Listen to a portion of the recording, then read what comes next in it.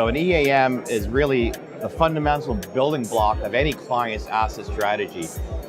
All of our customers have assets. Doesn't matter if they're large enterprise, smaller enterprise, doesn't matter what industry it is, it's industry agnostic. So they have a tremendous investment in these assets, and you need a system to take care of those assets and extend their lives as cost effectively as possible. So from a top level organization, you have departments or cost centers or processes, you have departments and equipment, you have assemblies and sub-assemblies. So clients will break their hierarchy down to the level of where assets actually fail. It's very common these days for clients to have their asset database in some type of electronic form, either another system or even as simple as an Excel spreadsheet. And then that's a logical starting point where we can take that data, they have an investment in that, and import it into the enterprise asset management system, and then we can start building the database up from what they already have.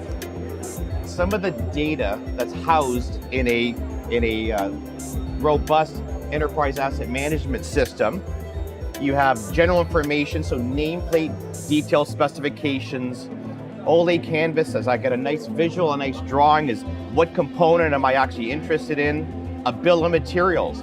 When this asset breaks down, I want a list of suggested materials, stock, non-stock, of what I could use to repair this when I need to rebuild it. Activities, here's a common list of standard activities that you would do when it's in a planning environment and you have to determine what I'm going to do when on this asset. We talked about the hierarchy. Hierarchy is important from a cost, statistic, repair, replace. This is really the foundation or framework of your enterprise asset management system. Unfinished work I need to do. Work history, everything I've ever done on this asset. What preventive maintenance programs do I do on this asset? When they're last triggered, when they're forecast to be triggered again. I'm just going through the view bar and clicking radio buttons, and all the information that I desire about this asset is a single mouse button click away.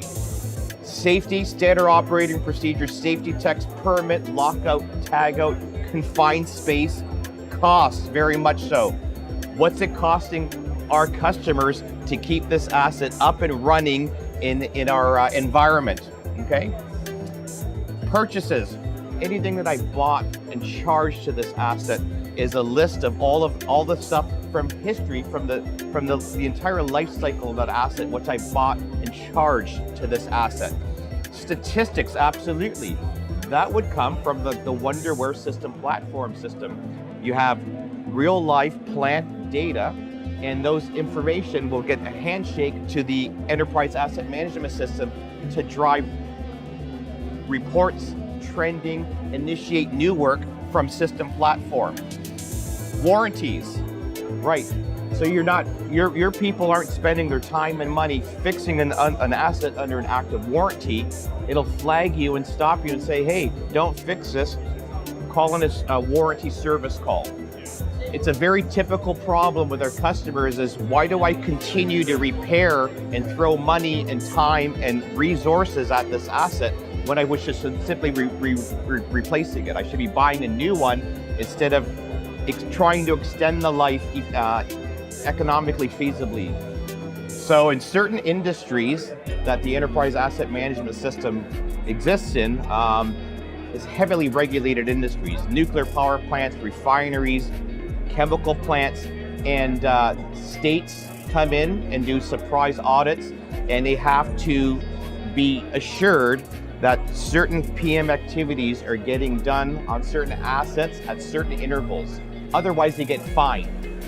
So, of course, I'm using a Windows operating system, latest and greatest, Windows 10, Office 365, but it enables me to run it on my choice of browser. It's agnostic. Not only can I run it on a PC like this, but on a tablet or a smartphone. Let's say there's 5 things, and I've done 2 of my 5 activities, but there's a critical problem that's happened in the plant, and then Matt can approve it and beam that instruction to my device, so it interrupts the technician and says, drop what you're doing, go take care of this high priority work in the plant. The enterprise asset management system consists of these very important building blocks. That's the key reason why clients explore an EAM. Requesting work, approving work, planning work, scheduling work. I have technicians out in the field, keeping them busy, finding out what they need to do, when, on what, how long it's going to take them, what it's going to cost them. And then the support systems involved in a world-class EAM are a full-blown inventory or warehouse management, a storeroom of spare parts, and all of those activities, issues, returns, receipts, cycle counts, adjustments, transferring between storerooms, automatically replenishment. Once I get down to 2, the system will say replenish to 8 or whatever the maximum is. Full-blown procurement, your vendors, requisitions, requests for quotations, contracts, blanket orders, ordering over and negotiating with your vendors over the web, full-blown procurement system. We can drive maintenance activities based on what our Wonderwork controls or our DCS SCADA system is telling us. We can drive maintenance activities based on the health of the asset. And then it's very, very common for EAM clients to want to integrate to their ERP financial backbone, and our clients have different flavors of those: Oracle, Dynamics, SAP. It's also very common for clients who want all this valuable asset data to percolate up into our decision support system for KPIs and dashboards and graphs and trends, so I can measure how well my business is performing. And also in certain industries, we have a two-way integration to geographic information systems, with Esri being probably a market leader, 70-80%, so I can see what my assets look like spatially on a map.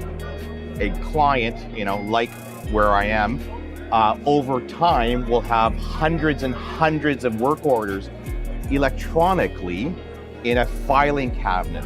And this is the way, this is your inquiry and reporting tool. Any field in the entire system is available for prompting, filter, sorting, ordering, and this is the cabinet tool.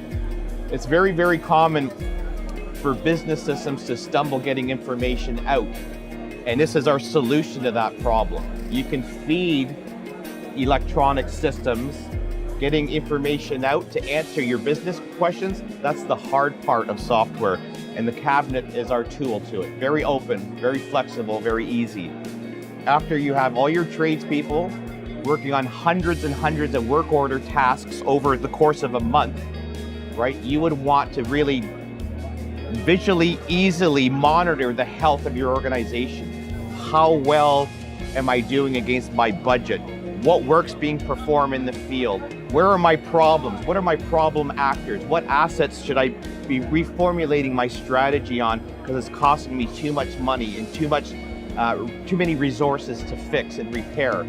So we have all kinds of different role-based dashboards, and I can run this off a tablet and really find out quickly where my problems are and how well my business is running.